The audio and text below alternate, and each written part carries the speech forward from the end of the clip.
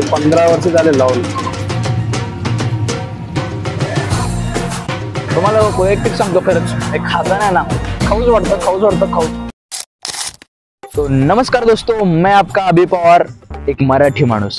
जसं की तुम्हाला माहिती आपण गेल्या 2-3 व्हिडिओमध्ये बघितलं असताल, आपण मराठी आणि हिंदी मिक्स कंटेंट बनवत सोलापुरात एक फूड टूर करत आहोत. आशा है कि मराठी माणूस हमें सपोर्ट करेगा.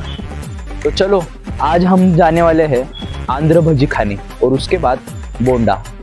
स्पॉट की ओर ओढते, स्पॉट की ओर निकलते. तर चला मंडळी निघूयात.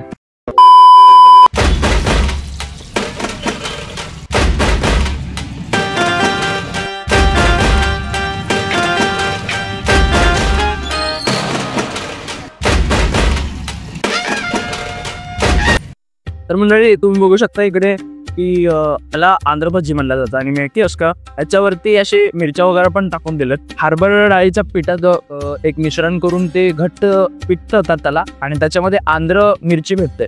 त्याच्यातले सगळ्या बिया काढून आहे ना चिंचाची पेस्ट घालतात आणि मस्तपैकी त्याला तेलामध्ये फ्राय वगैरे करतात. त्याचा टेस्ट बघत आपण कसं आहे तोपर्यंत.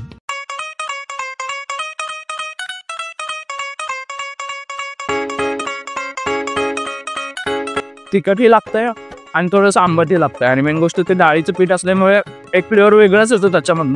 आणि बघायला गेलं तर एकदम अशी लालसर भजी अशी हे दिसते, बेस्ट आहे एकदम. थोडंसं तिखट पण येतं, तिखटपणा पण येतात. ही भजी आहे ना 15 वर्षापासून ही विकतात आहेत.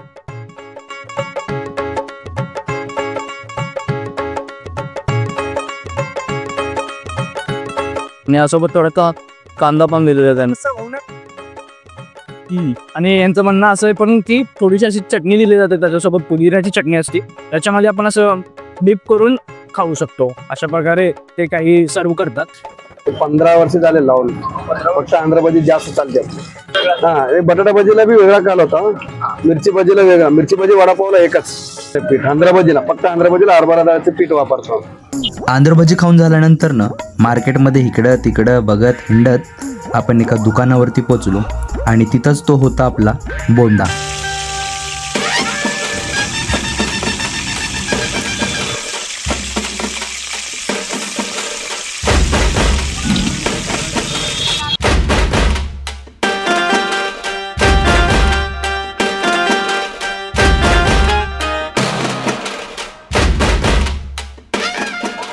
मंडळी बघताय तुम्ही गरमागरम बोंडा ह्याला म्हणलं जातं मेन गोष्ट. आणि त्याच्यासोबत एक लालसर चटणी भेटलेली आहे. आपण बघूया ट्राय करून. एकदम गरम गरम आहे. प्रत्येक वेळेस होतो या ठिकाणी आणि टेस्ट एक नंबर असते. आणि याची प्राइस असणार आहे हे शेवटला सांगूयात आपण सगळं. ही लालसर चटणी आणि हे गरम गरम बोंडा खाल्ल्यानंतर नाही असं एकदम स्पंजी टाईप लागतं. म्हणजे जसं पाव खातो पाव पण म्हणता येणार ना, खाल्ल्यानंतर ना एकदम हे मैद्याचं पीठ आहे शक्यतो मला तर असं वाटतंय मेन गोष्ट. आणि तुम्ही बघत होतात की आज ज्यावेळेस तळत होते त्यावेळेस ते पूर्ण असं लालसर ऊसपर्यंत त्याला उकळत होते ती लोक. आणि त्याच्यावर थोडासा कांदा दिला आपल्याला, ते पण ट्राय करून बघूया आपण.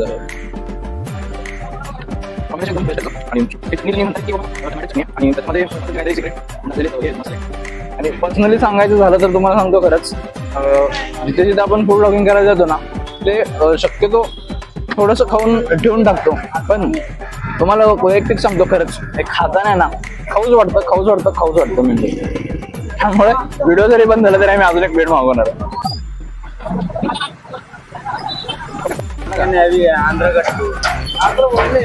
बघू शकता तुम्ही सोलापूरचं प्रेम.